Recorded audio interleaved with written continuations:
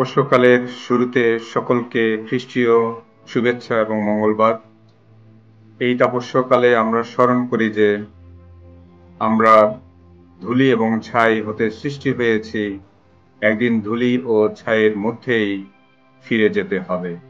পুনরুত্থান রবিবারে আমরা আনন্দ চিত্তে আমরা স্মরণ করি এবং ঘোষণা করি যে খ্রিস্টের দেহের পুনরুত্থানের মধ্য দিয়ে আমাদের জীবনে মৃত্যু পরাজিত হয়েছে।